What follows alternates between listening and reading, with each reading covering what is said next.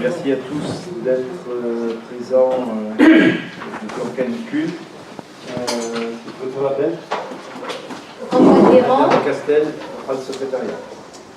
Antoine Véran. Michel Castel. Présent. Thierry Miez a donné le pouvoir à Patrice Miraglia. Ghislaine Vicini. Présent. Jean-Pierre Frazo a donné le pouvoir à Patrick Marx. Ghislaine Ernst. Présent. Eric Deguet a donné le pouvoir à Michel Castel. Monique de Grandy. Présent. Patrick Marx. Présent. Jean-Claude Ferrand. Présent. Daniel Taconi. Présent. Janine Planel. Présent. Georges Robert. Présent. François Sins. Présent. Mamouna Bonnefond. Présent. Jean-Louis Morena. Présent. Nathalie Leblanc a donné le pouvoir à Monsieur le maire. Michel Bourgogne. Présent. Isabelle Chemin, présente. Patrice Miraglia. Présent. Claude Ménevaux. Présent. Christine Perret. Présent. Jean Girba. Présent. Frédéric Salas. Présent. Alain Dozy. Présent. Ariane Massiglia. Jean-Luc Lopez. Présent. Merci, bienvenue à tous. Je voudrais tout d'abord vous remercier, même si ça a été un peu laborieux, mais nous réfléchirons, on a le temps, les prochains scrutins pour les européennes, pour la constitution des bureaux de vote et voir quel mode de fonctionnement, parce que c'est une obligation et qu'il faut qu'on y soit. En tout cas, je voulais remercier tous ceux qui ont été là, présents et qui ont fait les efforts pour nous aider à réaliser tout ça. C'est vrai que ça a été un peu une surcharge ces derniers temps. Madame Guido, tu remercieras aussi l'ensemble des personnels de la mairie, y compris les ATSEM qu'on a mobilisés et tout, pour le travail réalisé. Je dois vous donner le secrétaire de séance. C'est fait pour le procès verbal de la séance du 33-2017. Y a-t-il des questions? Remarques? Qui est pour? Pardon, excusez-moi. Qui est contre? Qui s'abstient? Merci beaucoup. Je dois vous donner un certain nombre d'informations concernant différentes actions qui ont été menées. Comment? Le SDEG. Le SDEG. Effectivement, j'ai le document du SDEG comme chaque année, du budget, sauf que nous avons délibéré au dernier bureau et conseil des maires et qu'aujourd'hui la métropole se substitue aux communes de la métropole dans le traitement du SDEG, que nous avions le conseil, l'Assemblée générale du SDEG pour l'entériner vendredi dernier, on a pas eu le quorum, et qu'on entérinera ça pour la deuxième convocation le 29. Donc les communes sont substituées, nous sommes en train de négocier, le contrat est établi, mais je dirais qu'il est un peu classique, puisque au niveau national, c'est Enedis qui reprend ces contrats, et que nous sommes en train de mener les dernières négociations. Je vous l'ai déjà exposé, les éléments positifs, c'est que nous passons dans ce qu'on appelle en urbain, et que donc, par exemple, les extensions de 30 mètres pour les constructions de villas qui étaient à la charge des pétitionnaires vont être regardées maintenant directement par Enedis. Et ça, c'est un point important, et qu'en plus, nous avons négocié 5 millions d'euros pendant 5 ans, et puis ensuite on passe à 4 et 3, de travaux d'embellissement, d'enfouissement supplémentaires par rapport à la délégation, et nous sommes encore en train de négocier notamment les installations de proximité, dont une à Plan du Var, pour être plus en proximité pour les études notamment, puisque le SDEG avec les entreprises faisait toutes les études d'extension et que nous sommes un peu transparents, et que c'est les techniciens d'Enedis qui vont se substituer au bureau d'études du SDEG, même si nous, par exemple, on n'a plus de fil nu, mais on a pratiquement tous nos transports qui sont renouvelés, mais il y a parfois, en fonction des constructions ou autres, des extensions de transport ou des changements de transport à faire. Aujourd'hui, ils sont quasiment tous faits, mais c'est Enedis qui les fera et qui les prendra en charge dans le cadre justement de cette différence entre rural et urbain. Nous sommes en train de négocier aussi aujourd'hui nous, la taxe sur l'électricité est versée au SDEC et le SDEC nous en retourne 7/12e. Et dans le cadre de la modification entre rural et urbain, nous souhaitons, nous, qu'il y ait une normalisation, puisque les grandes villes, essentiellement Cannes et Nice, eux percevaient 100% et le reversaient. Donc on est en train de regarder, d'harmoniser sur l'ensemble du périmètre de la métropole, et donc de récupérer cet argent. Ce n'est pas négligeable, c'est 12 millions d'euros. Donc pour nous permettre de faire des travaux, et notamment, puisqu'on avait transféré la compétence éclairage public sans transférer les compétences BTHT. Donc aujourd'hui on refond tout, et le transfert de la compétence éclairage public, eh bien, c'est fait, il n'y a quasiment pas de reversement des communes, donc il n'y a pas beaucoup de moyens pour l'éclairage public, les extensions de lampes et les changements. Nous, on a un très gros projet qui a été financé avant et qui démarre. On est en train de faire les sondages. C'est ce que vous voyez actuellement au traverse jusqu'à l'école, parce qu'on se dépêche pour que dès la fermeture de l'école, on puisse faire les pointures du carrefour de Saint-Roch et les premiers sondages. Madame Bonfort, je vous rassure, je ne fais pas votre inquiétude. Les premiers sondages nous permettent de travailler sur une voie et laisser une voie ouverte. Il y aura un triple feu rouge, route de l'Uranus, montée du village et le spa. Mais donc on devrait avoir une gêne pas très importante. À la rentrée des classes, on sera sorti de ce problème-là et on continuera, puisque les travaux démarrent du cabinet médical de Patine et viennent jusqu'au parking et jusqu'au transformateur de cette voie. Enfouissement, extension, éclairage public, eau, assainissement. C'est un très très gros chantier qui démarre sur ces choses-là, et on est en train de le transférer justement à Enedis. Voilà ce que je voulais vous dire pour le SDEC. Si vous avez d'autres questions ou quoi, c'est simplement une information. Juste pour l'information, le SDEC, qu'est-ce qu'il devient? Le SDEC reste pour les autres EPCI et les autres communes. Seules les métropoles sont contraintes. Il y avait plusieurs choix, hein. Soit c'est Nice restait en dehors et on rentrait, soit la métropole reprenait le SDEC, puisqu'on est majoritaire de ce fait, et la solution a été de dire la métropole, sur son périmètre, se substitue et devient l'organisateur de la distribution et de la collecte d'énergie, la production d'énergie. Voilà pour le SDEC. Ensuite, nous avons plusieurs dossiers à traiter. D'abord, décision municipale fixant tarif et portant la prestation municipale à ALSH péri extrascolaire de restauration scolaire. Madame Boudissi, peut nous en dire un mot peut-être en clair? Si je résume, on n'avait pas fait d'augmentation depuis de nombreuses années. On avait un coefficient beaucoup trop élevé, nous a dit la caisse d'allocation familiale. Nous l'avons baissé, ce qui est une baisse et une perte d'argent conséquente pour la commune. Et nous avons, en accord avec la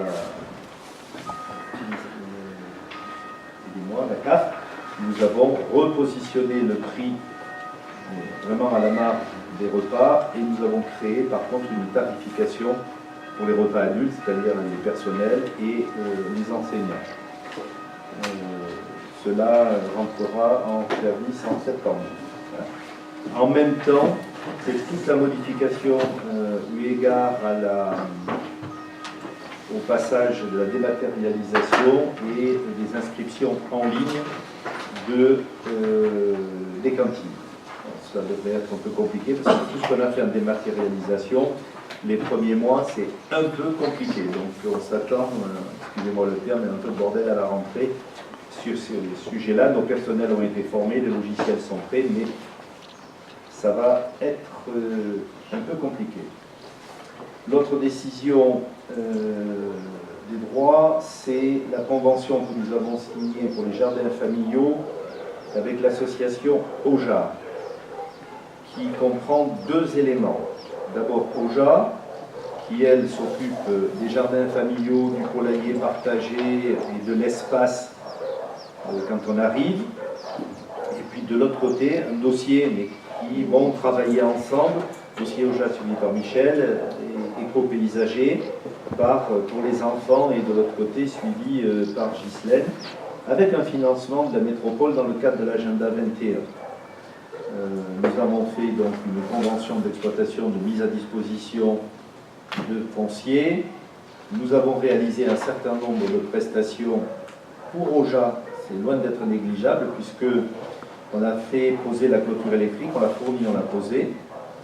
On a, en ayant récupéré, parce qu'on a eu un don de serre, du matériel, on a fourni le matériel, on a fait toute l'infrastructure et maintenant l'association Aujoie termine le poulailler, le local attenant. Nous avons mis donc pas mal de moyens humains pour préparer tout ça. Nous avons réalisé un raccordement à l'eau. Nous avons mis donc tous les éléments pour que bien, les 2 jardins sont déjà commencés, donc puissent arroser, les poules être nourries. À ma grande surprise, il y a 40 personnes qui ont acheté une poule et qui vont mettre la poule dans le collier. C'est bien. C'est des poules de luxe, hein, parce qu'elles ont vraiment l'utilisation Internet, le confort pour le nichoir, pour ceci, pour cela. Ça va être pas mal. Ensuite, il y a un espace collectif qui va être réalisé. Nous avons fait poser un portail et un raccordement à l'eau que nous avons pris en charge.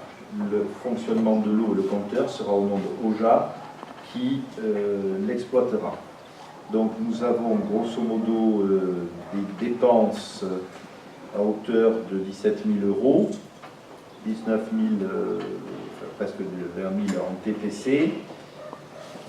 Et avec les subventions de la mairie, les cotisations de la commune, les cotisations que fait payer OJA, on a des recettes aux alentours de 16 000 €. Donc j'ai ici, si vous voulez en prendre connaissance, les conventions qui ont été ratifiées et transférées et tamponnées par la mairie. Convention du règlement intérieur des jardins familiaux de la commune, donc c'est OJA qui gère. On a mis un règlement notamment pour essayer de prévoir quand ça va mal, et de la même manière un règlement sur l'agenda 21. Et en plus des subventions, il y a un atelier pierre sèche fait avec les enfants, avec les jeunes, qui va être monté pour le mois de septembre, qui a été financé par la métropole aussi. Donc voilà, on inaugurera ça quand le poulailler sera fini, que les poules seront à l'intérieur, et on essaiera d'y être. Donc si vous avez des questions sur le sujet... Comment? Qui représente l'association OJA? Alors, la présidente est Madame Dereux, et ensuite il y a une Le autre... du bureau, c'est Annika Joérès et Maud Soliveres. Une, c'est la dame en vélo, son mari. C'est une association départementale? Non, ils sont raccordés aux jardins familiaux, mais c'est une association de l'Ansoise, mais qui fait plusieurs choses. Hein. Et notamment, aujourd'hui, elle s'est un peu spécialisée dans la fabrication des produits ménagers bio. Dentifrice, la lessive, des crèmes. Ils sont assez actifs. Pour les cheveux, quelque chose. Voilà. Ça D'autres questions? Comment? se trouvera où? C'est en face de l'école. D'accord. De l'autre côté du ballon, on a mis le portail, face au rivet. Excusez-moi, maternelle. De l'autre côté de l'école maternelle, il y a le petit pont où ils vont passer, donc on a clôturé l'espace.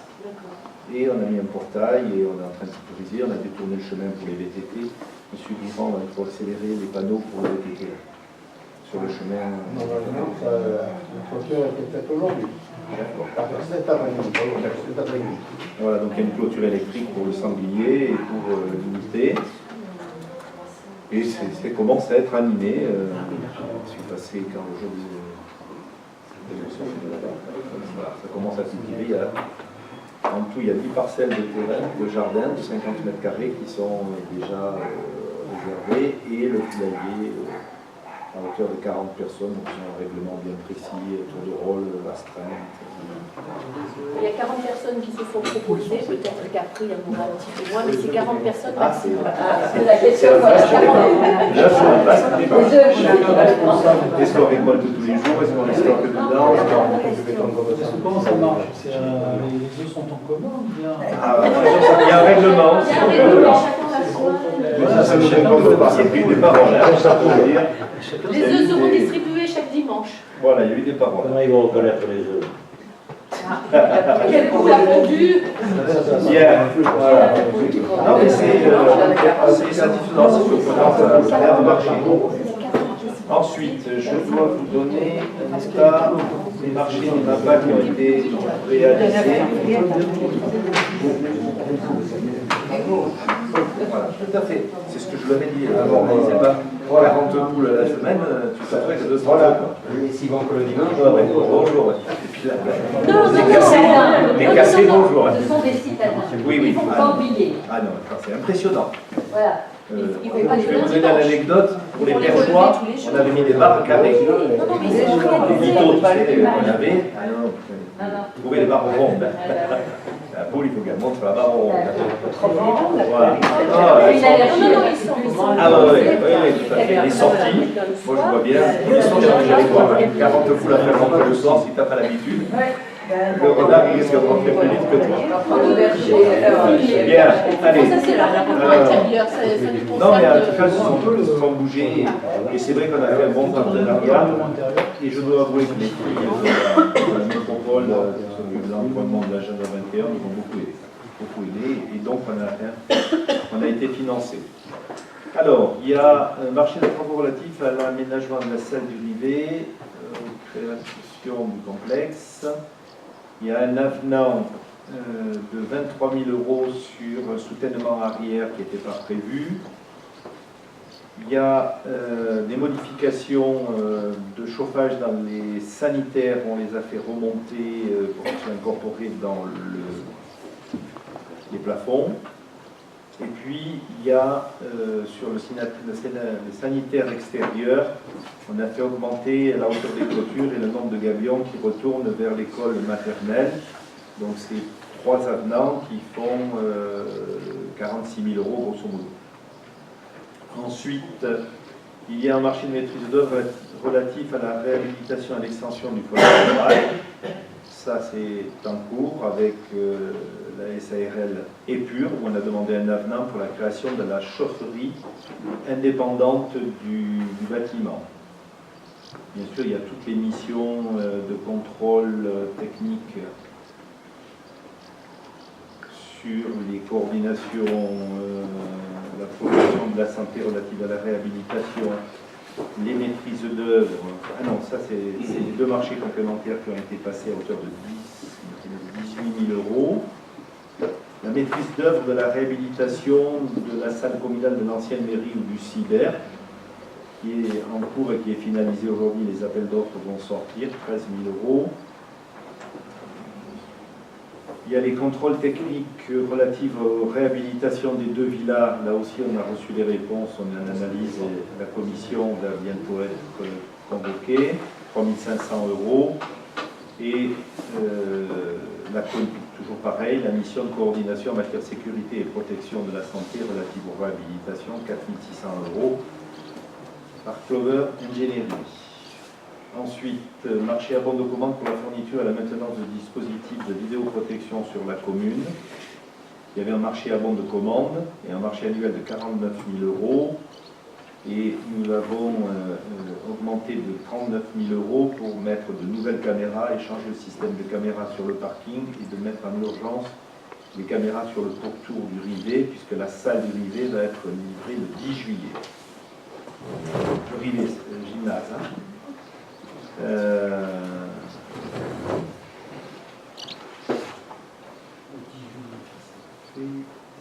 Le dernier, c'est une dommage ouvrage. Le contrat d'assurance dommage ouvrance et garantie inverse applicable à l'opération de construction du complexe sportif du Rivet sur une formule à 16 344 € par un cabinet lyonnais d'assurance, Jean-Louis Thierry, et qui nous a bien aidé. Avec là, on avait un bureau d'études qui nous a aidé pour créer cette dommage ouvrage importante dans le cadre du Rivet. Avez-vous des questions sur ces marchés, ces MAPA passés? Pour l'information. Ensuite, la fourchette est relouée. avec un loyer mensuel de 900 € et 200 € pendant un an, puisque on a laissé libre pour faire les travaux d'électricité et d'aménagement. On a reloué un appartement rue Cardon, le T2, T3, 660 €. On a le logement social Maison de Barreau, Maison Bélé, rue Faro, c'est le petit logement d'entrée, 290 €. Et un bail locatif à Saint-Roch sur un T4, 750 € par mois.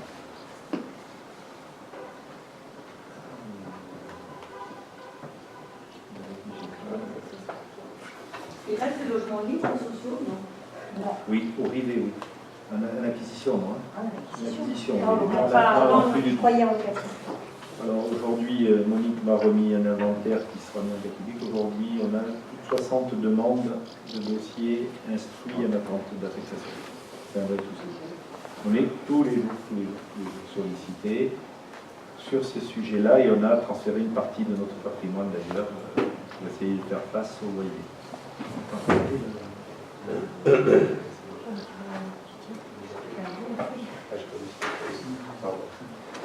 Ensuite, on a pratiqué à l'expulsion d'un logement au Palais Saint-Roch, d'un T3, et nous sommes en procédure de poursuite judiciaire. L'appartement est détruit. Détruit. Porte enlevée, coupée, cuisine cassée, détruit. Les murs troués, détruit.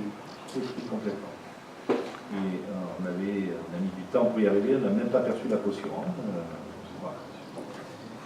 Ensuite, le restaurant de la piscine a été reconduit pour un an, ainsi que le local qu'on loue à un apiculteur à Porte-Rouge. Et les travaux de l'appartement rue Hérault, qui est un 4-5 pièces, sont en cours de finition. Et nous changeons la toiture, donc l'électricité et les peintures, et nous sommes en train de faire la toiture, en même temps que l'isolation totale de cette partie. Nous avons été, le tribunal administratif a tranché sur l'annulation partielle du secteur de l'Orté, plus la SMS, et nous revenons au poste, ce qui est avantageux pour nous, puisqu'on revient en zone UCA. Et également, route de la Roquette, la propriété Giletta de Saint-Joseph, qui est en NO du PLU, on revient en NBO du poste, qui est la même chose. On n'a pas compris tout, mais voilà. Cours d'appel, pardon, cours d'appel. C'est cours d'appel. Et ensuite, je dois vous donner l'état des stocks auprès de l'EPF, sachant que la Madone, on est en train de tout sortir, puisque le terrain qui est derrière le camion à pizza est en train d'être vendu, et que nous signons le 11 juillet, c'est ça Valérie? À Bas, tous les terrains à Bas, les nôtres et ceux de l'EPF pour Rabat le 11 juillet, dont les travaux vont démarrer, puisque on a trouvé, l'ARS a donné le feu vert au transfert des vies. Donc les travaux démarreront, je pense, septembre maintenant. Les appels d'offres sont lancés, les entreprises sont retenues, les travaux vont démarrer avec une petite extension, puisque l'ARS a demandé qu'on fasse 26 lits au lieu de 24, c'est ça Valérie? 6 lits supplémentaires. Donc on avait là un portage important, 375 000 €, plus 185 000 € de la partie communale et 137 000 € du terrain qui est vendu à l'arrière du camion pizza. Sur le projet des traverses, grosso modo, nous portons 2 millions d'euros. Et l'Orté, 600 000 €. L'Orté, 600 000 €. Voilà les encours. Castelli, Je cherche un camion à pizza, moi. C'est ce que j'ai dit. Ces états sont à votre disposition, bien entendu. Avez-vous des questions là-dessus? Je crois que je vous ai tout donné avec ça. L'information aussi, donc, la station d'épuration est en service définitivement, puisque nous avons basculé, et nous sommes en train de démolir la dernière station indépendante petite qui est celle du quartier du Rivet.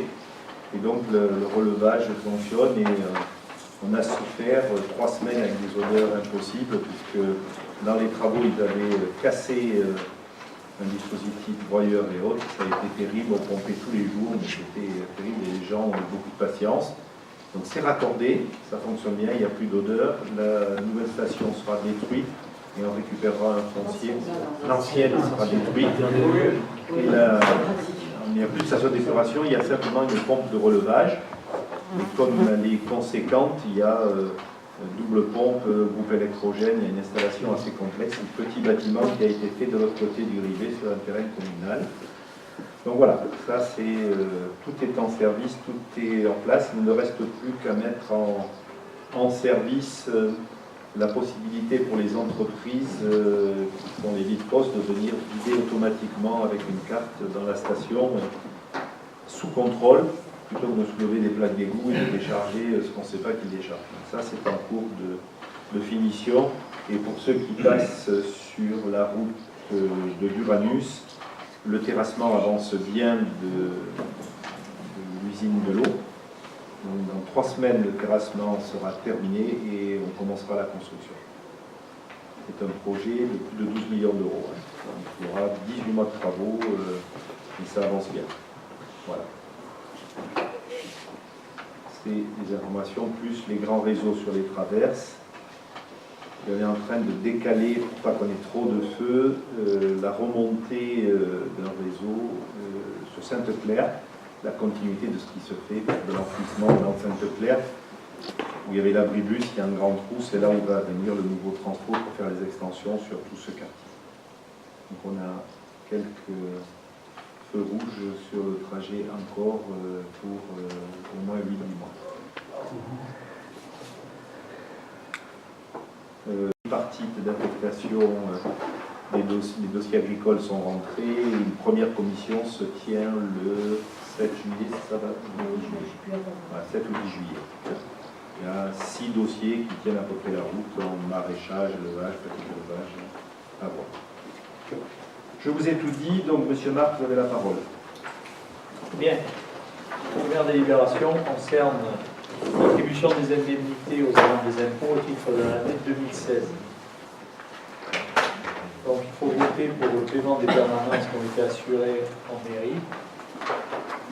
Et il vous est proposé donc d'allouer pour ces permanences à Madame Elisabeth Largéo l'indemnité de 424,56 €, Madame Caroline Pouget l'indemnité de 19,83 € et Monsieur Sébastien Condrouillet une indemnité de 12,95 € et d'inscrire ensuite les sommes au budget pour les crédits nécessaires. Qui est contre? Qui s'abstient? Merci. Délibération numéro 2, fourniture scolaire et administrative, constitution d'un groupement de commandes avec le SIGOM Val-de-Banquière. Donc la commune avait adhéré à un groupement avec le SIGOM Val-de-Banquière le 26 juin 2013. Ce marché arrivant à échéance, le SIGOM a organisé une nouvelle mise en concurrence pour les fournitures scolaires et administratives. Les besoins ont été répartis en 5 lots distincts. Premier lot, les fournitures de bureau. Deuxième lot, la papeterie, écriture et coloriage. Lot numéro 3, les travaux manuels et peinture. Lot numéro 4, papier enveloppe. Lot numéro 5, les consommables informatiques. Considérant l'ensemble des raisons ci-dessus exposées, il vous est proposé d'autoriser Monsieur le maire à signer la convention constitutive du groupement de commandes pour souscrire au marché relatif à l'achat des fournitures administratives et scolaires entre le SIGOM Val-de-Banquière et la commune de Levens. Tout ça entrant dans le cadre de diminution des coûts de l'ensemble de ces fournitures. Qui est contre? Qui s'abstient? Merci.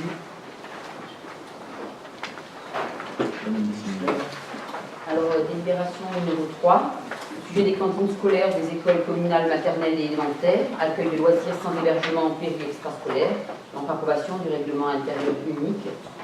Donc, comme nous en a parlé tout à l'heure Monsieur le maire, suite à une forte demande des parents de pouvoir payer en ligne et dans un objectif de dématérialisation des dossiers d'inscription, il y a un gros travail qui a été fait par les administratifs et qui a abouti à de nouvelles modalités d'inscription.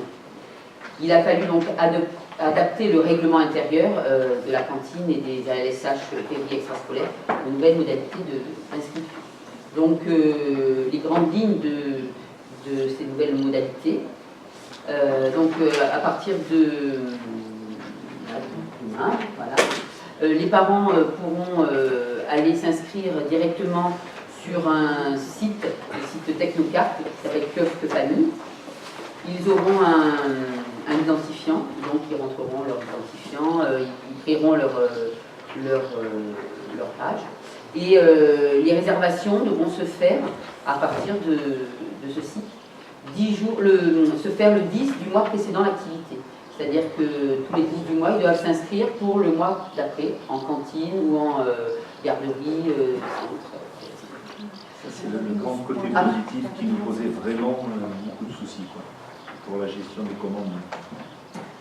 C'était le 10. Non, alors, pardon. C'est quand c'était le 10? Non, c'est à partir du 10 du mois précédent, ils peuvent s'inscrire. S'ils ne sont pas inscrits, ils ne pourront pas Pour la rentrée de avoir septembre, comment ça se passe? Pardon. Pour la rentrée en septembre. Alors, pour la rentrée, ils pourront le faire jusqu'au 27 août. C'est exceptionnel pour le mois de septembre, ils pourront s'inscrire, faire leur réservation jusqu'au 27 août. Mais à partir du mois de septembre, donc pour le mois d'octobre, ils devront faire leur réservation au 10 septembre.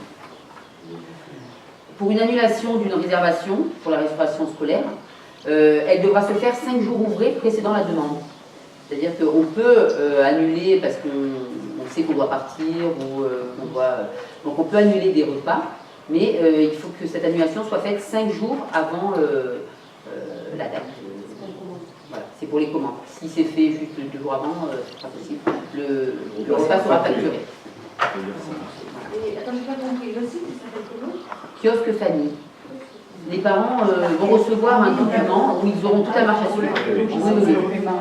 Le logiciel Technocarte, c'est le site, c'est Kiosque Famille. Ils vont recevoir les nouveaux inscrits, vont recevoir le mode de fonctionnement, ils pourront aller s'inscrire. L'annulation des repas signalés dans les délais fera l'objet d'un avoir sur le mois suivant. C'est-à-dire que si on annule les repas comme on les a payés d'avance, donc si on les annule, ils seront reportés pour le mois suivant. S'ils sont annulés dans les délais. En cas de maladie, les repas ne pourront être déduits qu'à partir du 3e jour d'absence sur présentation d'un secret médical. Donc il y a 3 jours de carence. Et les paiements donc s'effectueront lors de la réservation des activités. Donc dès qu'on réserve, on paye par carte bleue sur le site. Et pour les personnes qui n'ont pas Internet et qui n'ont pas payé par Internet, ça se fera en mairie comme maintenant. Donc les réservations, il y aura un agent qui prendra les réservations et les réservations seront payées à ce moment-là par chèque ou par espèce. Mais toujours par avance, toujours le 10 du mois précédent, que ce soit par carte bleue ou par espèce ou chèque, mais toujours en avance. Voilà. Il faut, voilà, cantine et ALSH, péri extrascolaire. Il y aura sur le kiosque, il y aura une régie cantine et une régie. Faut pas oublier. Mais on peut faire des réservations par trimestre, mais il faut payer à l'avance. Mais il faut payer à l'avance. Donc tu payes le trimestre ou l'année même si tu veux. Ça suffit pas. On avait Sans essayé réserve, le tu payes. à la demande des parents. On souhaitait que ça reste mensuel, que le minima soit mensuel et Voilà en gros une nouvelle modalité.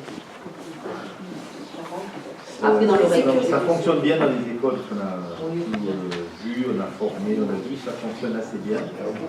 Et il y a très peu en réalité de delta, puisque par définition, les parents c'est des jeunes et ils sont équipés et ils font ce qu'il faut.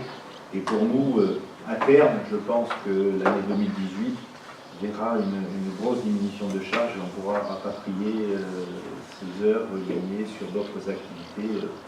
Parce que c'est vraiment très très lourd à gérer, plus toute la partie relance, le fait d'être paiement par avance et de tenir comme c'est sur le site, nous permettront d'annuler aussi, si vous venez voir Cathy Morandi était déjà en pagaille, et elle est en permanence sur les paiements, les relances, et c'est très très lourd à gérer, sachant que la perception ne le fait plus.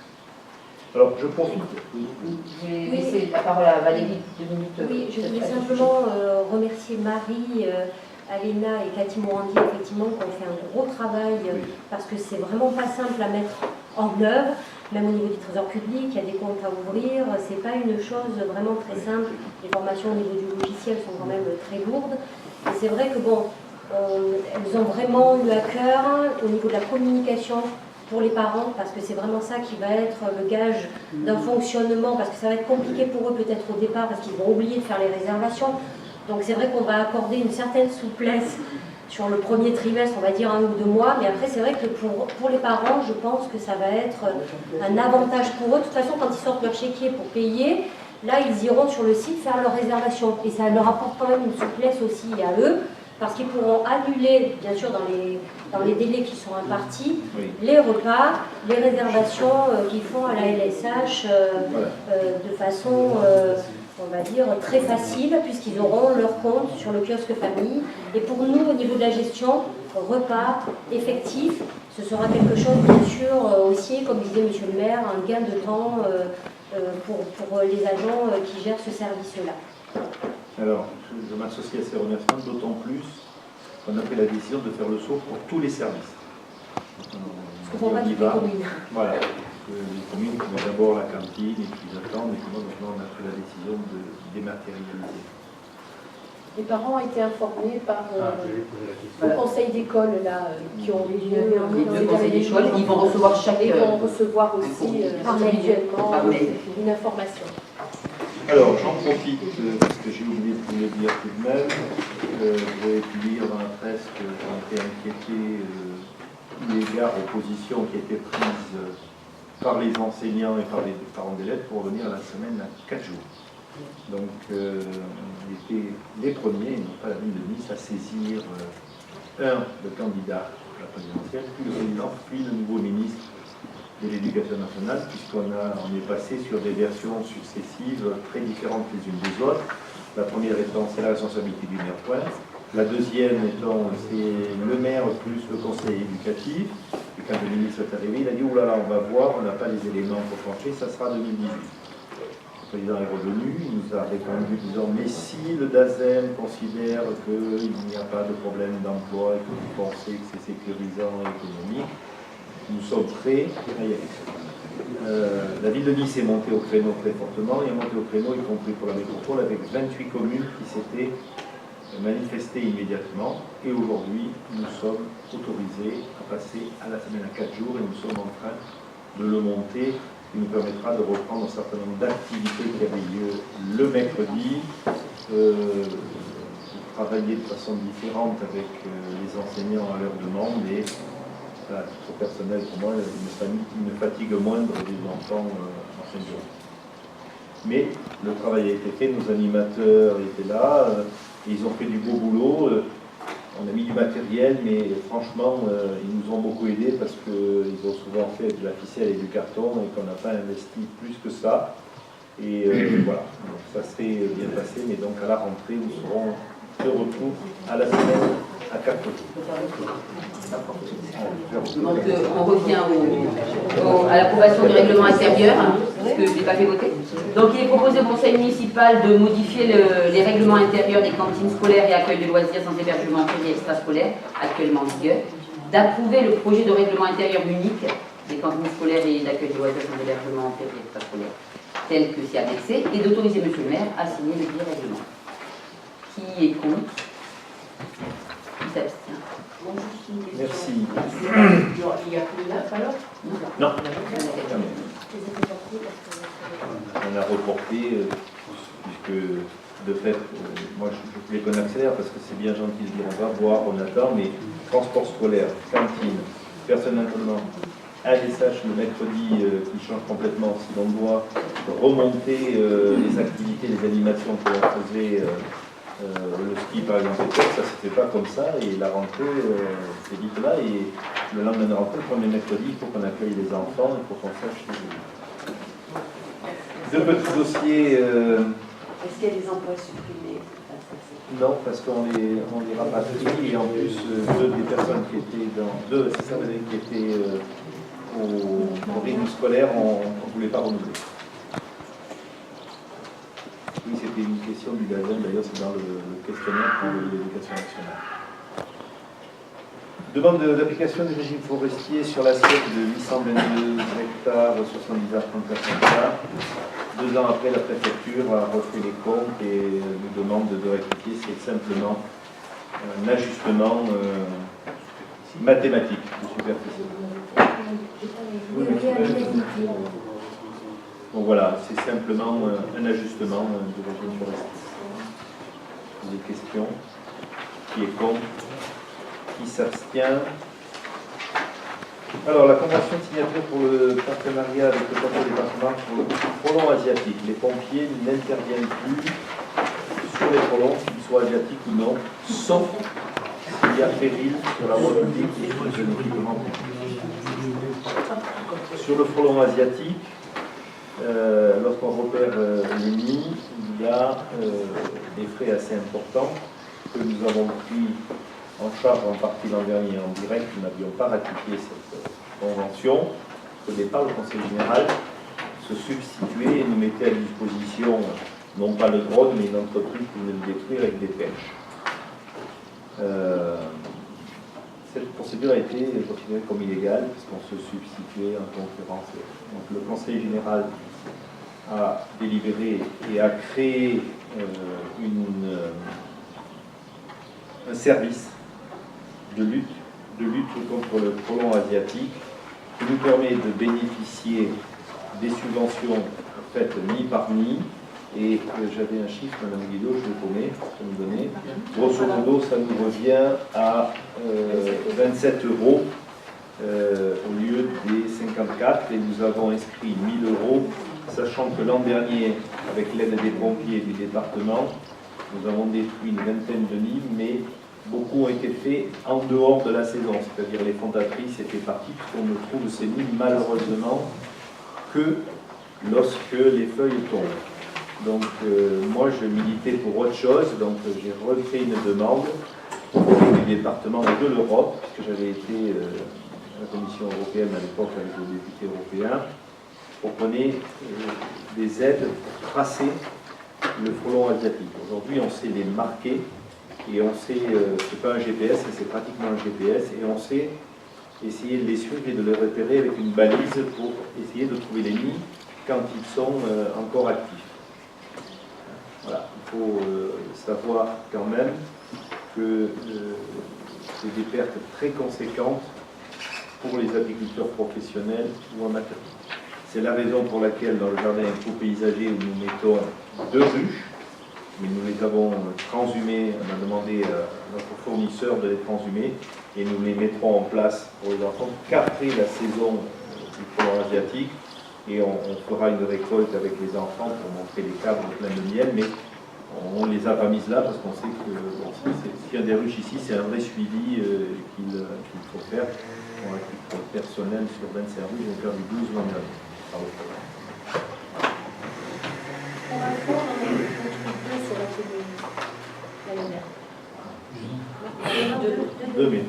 Deux par le conseil départemental, mais les pompiers nous avons détruit. Ah oui, bien. Dans ce cadre-là. Ah oui, dans ce cadre-là. Et ce qui était surprenant, je sais qu'il y a eu tous les travaux autour de la station d'épuration, il y a des chaînes autour, quand les feuilles sont tombées, il y avait 3 lignes de frelons. On voyait bien les frelons, on n'a pas été foutu de les voir. Il y en a un qui était comme ça. Et on a acheté des feuilles, on les a trouvées. Voilà, qui est contre, qui s'abstient. Je vous remercie. Vous avez une question de Mme Ferré concernant des travaux dans le lotissement posés par Mme Talas. Voilà. Nous nous sommes rendus sur place, nous avions déjà été sur place les précédents travaux et la gendarmerie aussi.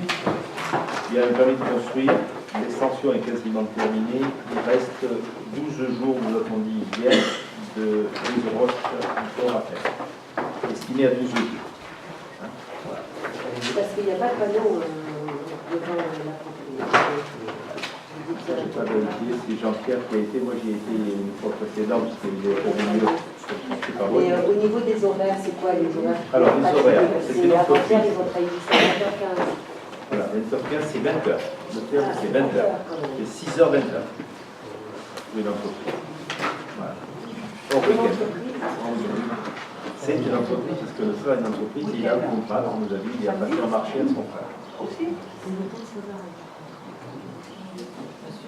Les gendarmes ont constaté aussi ça, puisque les gendarmes y sont allés, nous y sommes allés, le service de l'urbanisme et Marie, ils sont allés hier matin pour nous préparer votre réponse, hier après-midi, pour voir si le permis est un permis, et si d'abord c'était conforme, parce qu'il y a des hauteurs qui nous inquiétaient un peu. Il y a une piscine inférieure à 10 mètres carrés, donc qui n'était pas assujettie à permis, qui est faite. Et donc on est allé contrôler tout ça et on est en règle. Voilà. Je profite d'ailleurs pour vous dire que depuis ce matin, notre policière municipale a été assermentée pour l'urbanisme. Elle est allée au tribunal ce matin, voilà, c'était service. Voilà les éléments que j'ai aujourd'hui, entre 12 et 14 jours, mais on m'a dit 12 jours. Voilà. Pas de pause méridienne? Et non, c'est pas obligatoire. Et le tas de pierres sera évacué au fur et à mesure sur notre chantier. Parce qu'il y a un grand tas de pierres qui nous inquiétait aussi. J'ai pas compris que c'était de quoi vous parliez là. C'est un chantier qui dure depuis 6 ans. Oui. C'est quelque chose ça.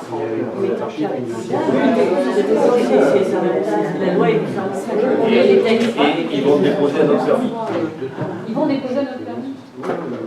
Ça fait 6 ans. Oui, mais là, c'est les deux frères qui ont fait leur maison. Ils ont racheté une première maison, ils ont construit la maison pour la deuxième. Là, ils ont fait une extension parce qu'ils ont 3 gosses. Il faut une extension ou ils exploitent les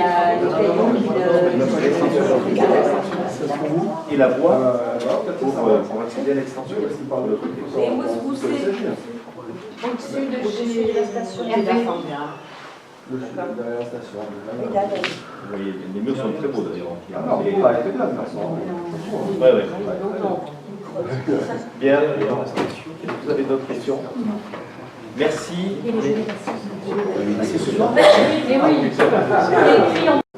Le tribunal administratif a tranché sur l'annulation partielle du secteur de l'Orté, plus la SNS, et nous revenons au poste, ce qui est avantageux pour nous, puisqu'on revient en zone UCA.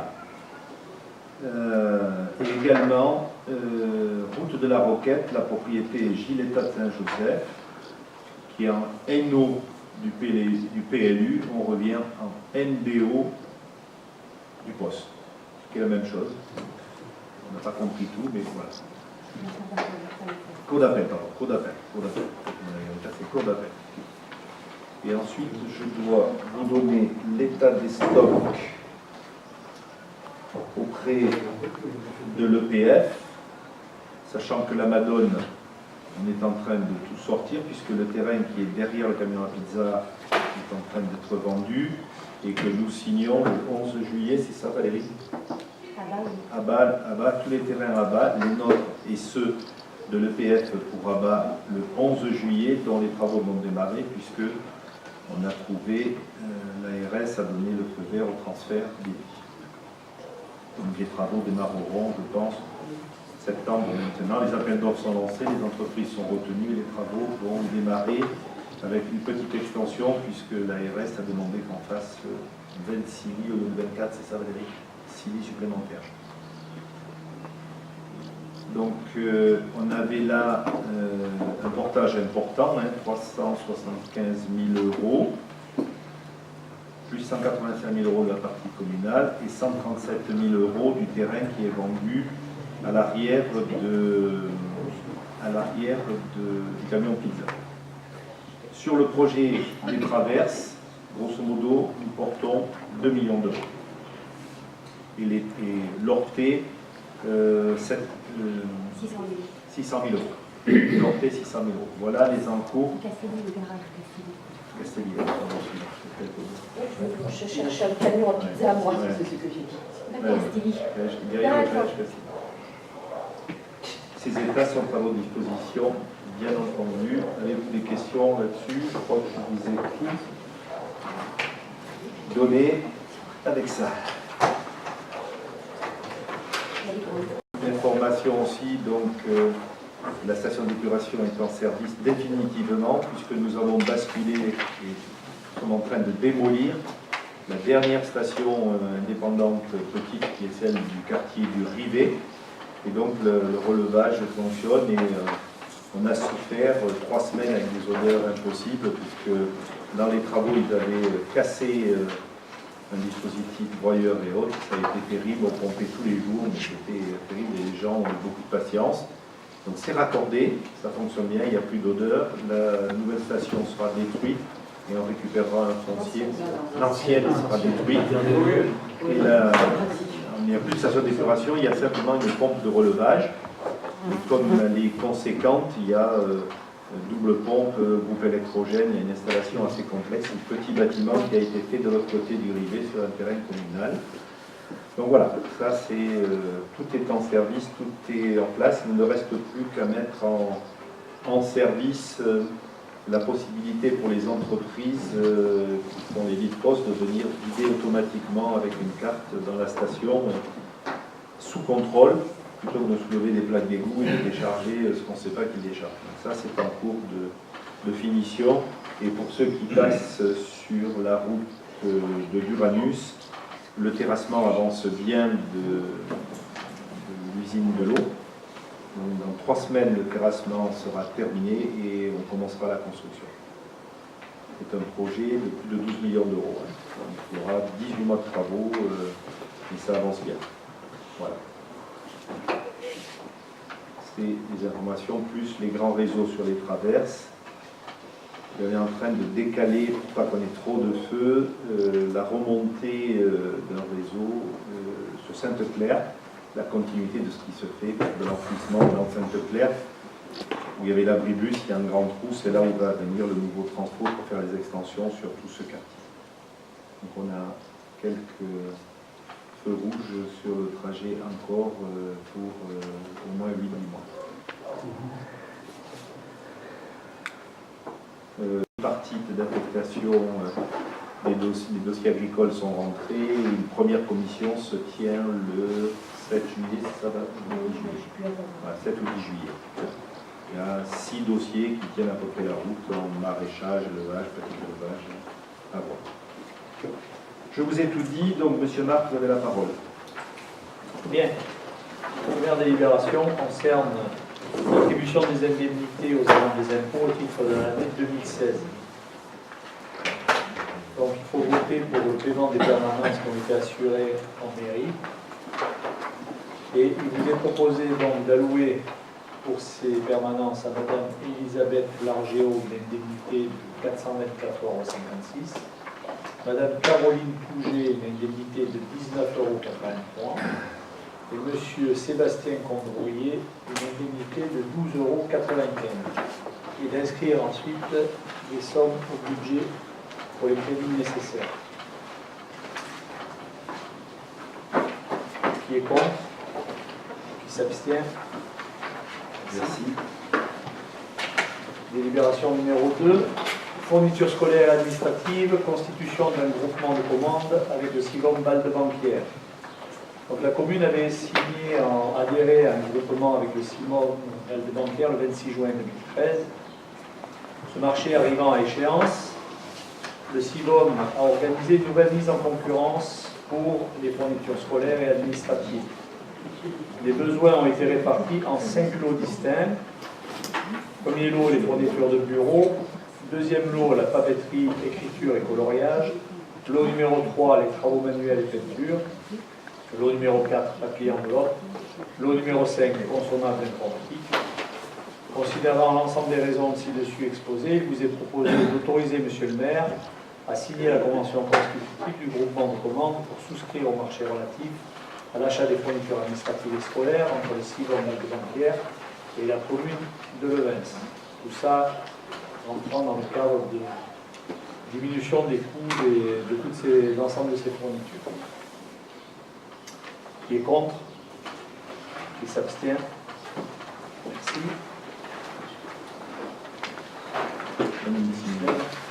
Alors, délibération numéro 3, constitué des cantines scolaires des écoles communales maternelles et élémentaires, accueil de loisirs sans hébergement en péri extrascolaire, donc approbation du règlement intérieur unique.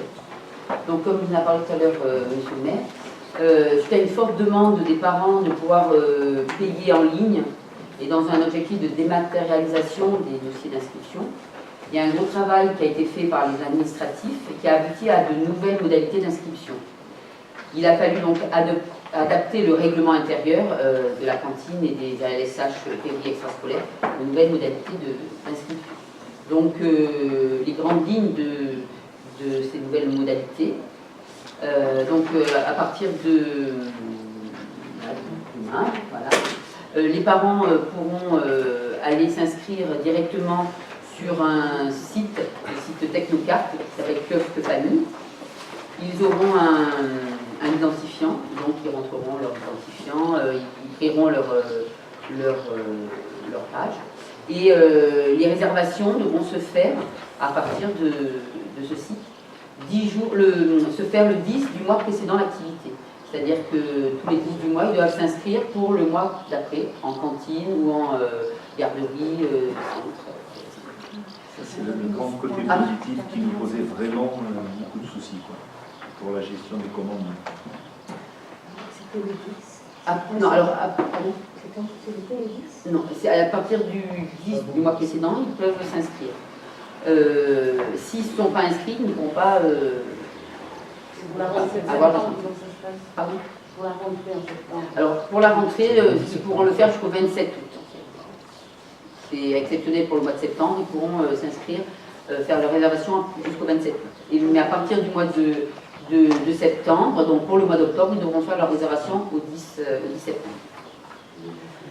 Pour une annulation d'une réservation, pour la restauration scolaire, elle devra se faire 5 jours ouvrés précédant la demande.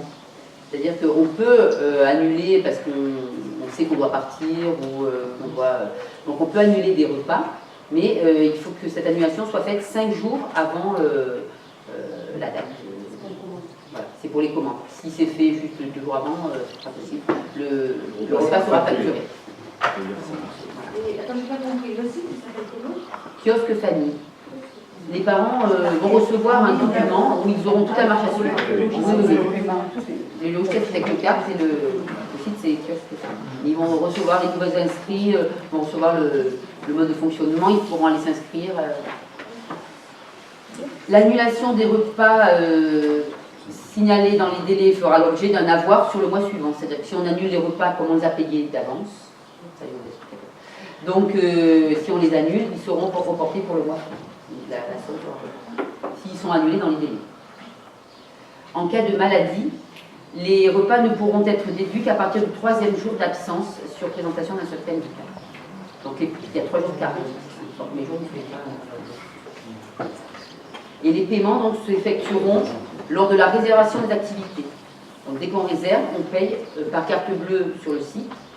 Et pour les personnes qui n'ont pas Internet et qui n'ont pas payé par Internet, ça se fera en mairie comme maintenant. Donc les réservations, il y aura un agent qui prendra les réservations et les réservations seront payées à ce moment-là par chèque ou par espèce. Mais toujours par avance, toujours le 10 du mois précédent, que ce soit par carte bleue ou par espèce ou chèque, mais toujours en avance. Voilà. Il faut, voilà, cantine et ALSH, péri extrascolaire. Il y aura sur le kiosque, il y aura une régie cantine et une régie. Faut pas oublier. Mais on peut faire des réservations par trimestre, mais il faut payer à l'avance. Mais il faut payer à l'avance. Donc tu payes le trimestre ou l'année même si tu veux. On avait Sans essayé réserve, le tu payes. à la demande des parents. On souhaitait que ça reste mensuel, que le minima soit mensuel et... Voilà, en gros, une nouvelle modalité. Après, dans le règlement. Ça fonctionne bien dans les écoles qu'on a vues, on a formé, on a vu, ça fonctionne assez bien. Et il y a très peu en réalité de delta, puisque par définition, les parents c'est des jeunes et ils sont équipés et ils font ce qu'il faut. Et pour nous, à terme, je pense que l'année 2018 verra une grosse diminution de charges et on pourra rapatrier ces heures gagnées sur d'autres activités parce que c'est vraiment très très lourd à gérer, plus toute la partie relance, le fait d'être paiement par avance et de tenir quand c'est sur le site, nous permettront d'annuler aussi, si vous venez voir Cathy Morandi, elle fait des heures en pagaille, et elle est en permanence sur les paiements, les relances, et c'est très très lourd à gérer. Sachant que la perception ne le fait pas. Alors, je profite. Je vais laisser la parole à Valérie, 2 minutes. Oui, je voulais simplement remercier Marie, Alena et Cathy Morandi, effectivement, qui ont fait un gros travail, parce que c'est vraiment pas simple à mettre en œuvre, même au niveau du trésor public, il y a des comptes à ouvrir, c'est pas une chose vraiment très simple. Les formations au niveau du logiciel sont quand même très lourdes. Et c'est vrai que bon, elles ont vraiment eu à cœur au niveau de la communication pour les parents, parce que c'est vraiment ça qui va être le gage d'un fonctionnement, parce que ça va être compliqué pour eux peut-être au départ, parce qu'ils vont oublier de faire les réservations. Donc c'est vrai qu'on va accorder une certaine souplesse sur le premier trimestre, on va dire 1 ou 2 mois, mais après c'est vrai que pour les parents, je pense que ça va être un avantage pour eux. De toute façon, quand ils sortent leur chéquier pour payer, là ils iront sur le site faire leur réservation, et ça leur apporte quand même une souplesse aussi à eux, parce qu'ils pourront annuler, bien sûr dans les délais qui sont impartis, les repas, les réservations qu'ils font à la LSH de façon, on va dire, très facile, puisqu'ils auront leur compte sur le kiosque famille. Et pour nous, au niveau de la gestion, repas, effectif, ce sera quelque chose, bien sûr, aussi, comme disait Monsieur le maire, un gain de temps pour les agents qui gèrent ce service-là. Alors, je m'associe à ces remerciements, d'autant plus qu'on a pris la décision de faire le saut pour tous les services. Ce ne font pas toutes les communes. Voilà. Les communes qui ont d'abord la cantine et qui attendent, et puis maintenant on a pris la décision de dématérialiser. Les parents ont été informés par le conseil d'école qui ont eu lieu les 2 conseils d'école, ils vont recevoir chaque. Ils vont recevoir aussi individuellement une information. Alors, j'en profite, parce que j'ai oublié de vous le dire tout de même. Vous avez pu lire dans la presse que j'ai été inquiété eu égard aux positions qui étaient prises par les enseignants et par les parents d'élèves pour revenir à la semaine à 4 jours. Donc, ils étaient les premiers, et non pas la ville de Nice, à saisir le candidat à la présidentielle, puis le président, puis le nouveau ministre de l'Éducation nationale, puisqu'on est passé sur des versions successives très différentes les unes des autres. La première étant, c'est la responsabilité du maire point. La deuxième étant, c'est le maire plus le conseil éducatif. Et quand le ministre est arrivé, il a dit « Ouh là là, on va voir, on n'a pas les éléments pour trancher, ça sera 2018 ». Le président est revenu, il nous a répondu disant « Mais si le DAZEN considère qu'il n'y a pas de problème d'emploi et que vous pensez que c'est sécurisant et économique, nous sommes prêts à y aller ». La ville de Nice est montée au créneau très fortement, et est montée au créneau, y compris pour la métropole, avec 28 communes qui s'étaient manifestées immédiatement. Et aujourd'hui, nous sommes autorisés à passer à la semaine à 4 jours, et nous sommes en train de le monter, qui nous permettra de reprendre un certain nombre d'activités qui avaient lieu le mercredi, de travailler de façon différente avec les enseignants à leur demande, et à titre personnel, pour moi, une fatigue moindre des enfants en fin de journée. Mais le travail a été fait, nos animateurs étaient là, et ils ont fait du beau boulot. On a mis du matériel, mais franchement, ils nous ont beaucoup aidés parce qu'ils ont souvent fait de la ficelle et du carton et qu'on n'a pas investi plus que ça. Et voilà, donc ça s'est bien passé, mais donc à la rentrée, nous serons de retour à la semaine à 4 jours. Donc on revient à l'approbation du règlement intérieur, parce que je n'ai pas fait voter. Donc il est proposé au conseil municipal de modifier les règlements intérieurs des cantines scolaires et accueil de loisirs sans hébergement privé extrascolaire, actuellement en vigueur, d'approuver le projet de règlement intérieur unique des cantines scolaires et d'accueil de loisirs sans hébergement privé extrascolaire, tel que c'est annexé, et d'autoriser M. le maire à signer le dit règlement. Qui est contre? Qui s'abstient? Merci. Il y a plus neuf alors? Non.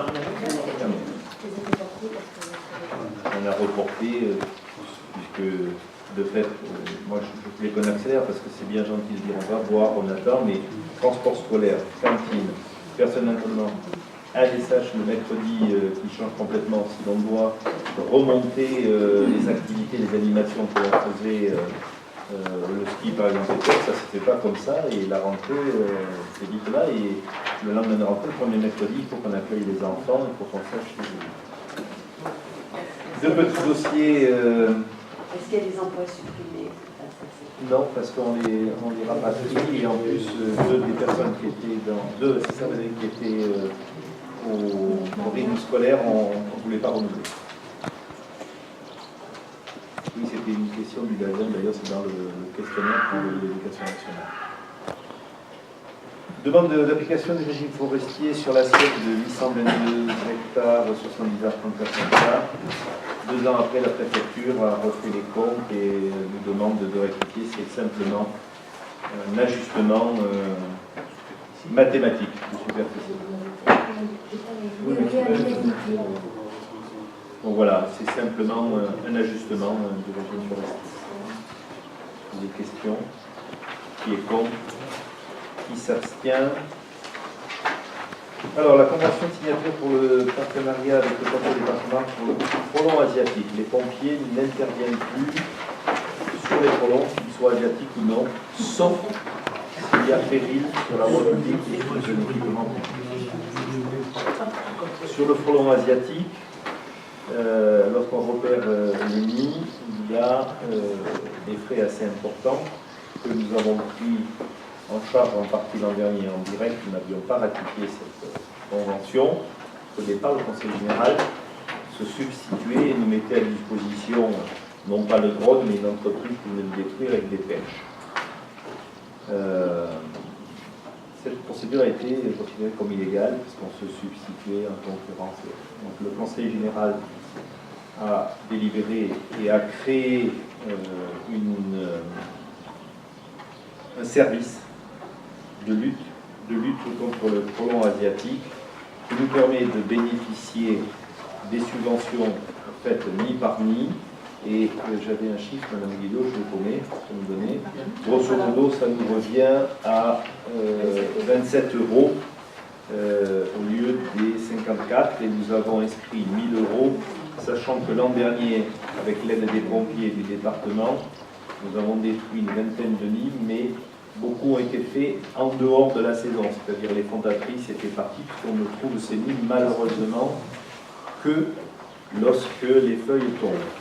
Donc moi je militais pour autre chose, donc j'ai refait une demande du département et de l'Europe, puisque j'avais été à la Commission européenne à l'époque avec le député européen, pour qu'on ait des aides pour tracer le frelon asiatique. Aujourd'hui on sait les marquer, et on sait, c'est pas un GPS, mais c'est pratiquement un GPS, et on sait essayer de les suivre et de les repérer avec une balise pour essayer de trouver les nids quand ils sont encore actifs. Voilà, il faut savoir quand même que c'est des pertes très conséquentes pour les agriculteurs professionnels ou amateurs. C'est la raison pour laquelle dans le jardin éco-paysager où nous mettons 2 ruches, mais nous les avons transhumées, on a demandé à notre fournisseur de les transhumer, et nous les mettrons en place pour les enfants qu'après la saison du frelon asiatique. Et on fera une récolte avec les enfants pour montrer les cadres pleins de miel, mais on ne les a pas mises là parce qu'on sait que s'il y a des ruches ici, c'est un vrai suivi qu'il faut faire. Pour un titre personnel sur 25 ruches, j'ai perdu 12 l'an dernier par le programme.